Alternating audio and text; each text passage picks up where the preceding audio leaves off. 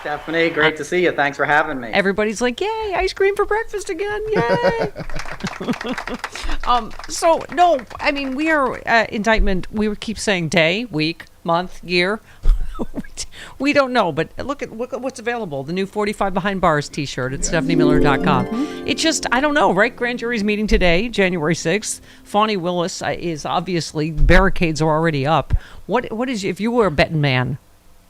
I think it's coming down this week on the January 6th. The federal, I have a feeling it might even come out today. That's just my gut. And Right. like everybody else, I've been holding my breath waiting for it. I think it's going to be finally the one that puts the nail in his coffin, and the Fani Willis is just going to be like icing on the cake as far as I'm concerned. Yeah. I have to say, you've always talked about what bumbling idiots Trump and many of the people that work for him, but this Mar-a-Lago documents thing is just, we were saying, between the, security footage and the hiding in the bushes and, I mean, trying to delete the tape of the last crimes you did and trying to cover the fact that you were trying to cover the last, I mean, it's kind of insane, isn't it?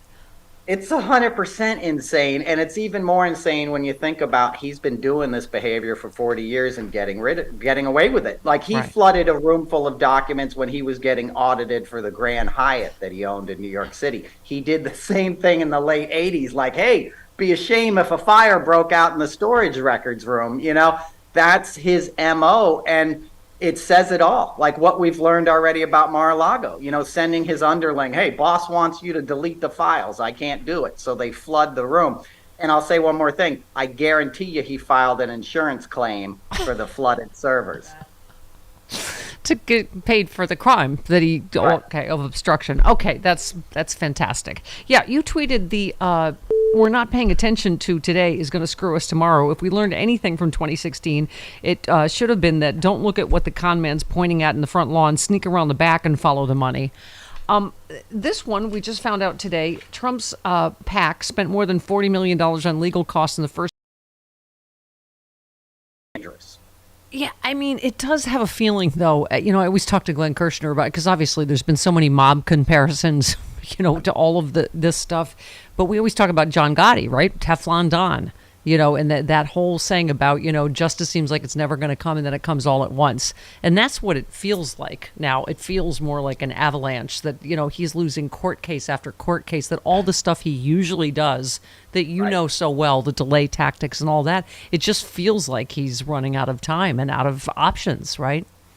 Well, he absolutely is, and obviously you said it well, and Glenn's an expert on that. That's what I mean. There's such an avalanche, such a tsunami of legal issues coming his way that he won't get off the beach in time this time. And I love that you brought up John Gotti because Sammy the Bull was one of his partners, and when Sammy gave his testimony, he said, "Oh, you want me to talk about the Donald Trump stuff?" And they were basically like, "No, we're not here for that." But Trump learned from those guys, as we all know. Genovese, Fat Tony Salerno. Sure.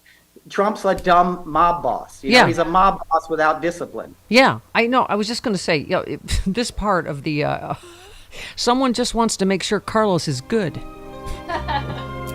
Right. Nauta allegedly said in a call with another Trump employee who, like Tavares, is not named in the indictment. That employee assured Nauta that De Oliveira was loyal. It would not do anything to affect his relationship with Trump. The indictment alleges the same employee also confirmed De Oliveira's loyalty that day in a private message chat with Nauta and a representative for the PAC. I mean, I know everybody keeps playing, the Goodfellas clips and De Niro and Liotta clips. I mean, it's just, but it does seem like we keep joking about because people forget what incompetent bunglers the Nixon burglars were. So they really are kind of like the Watergate burglars mixed with the Stooges fixing the plumbing, mixed with, Keystone Cops, Benny Hill. It's just. Absolutely. And you mentioned Carlos. There was a photo of him going into the courthouse the other day, and somebody had his hand on his shoulder. Yeah. The lawyer had a grip on the guy, like, you're going to do the right thing. And, as crazy as it all is, in the January 6th administration, there were witnesses who couldn't remember. right? We all know Casey Hutchinson was brave and Cassidy, was like, yeah, no, I'm getting my own lawyer. Yeah. But the guys who kept the Trump lawyer didn't remember specific things that they were in the room for, meaning they played along with the boss. Yeah, yeah. Well, what do you think is happening with this? So it seems like I'm getting all the names mixed, but one of them might be cooperating, but the other two still have the Trump lawyer, right?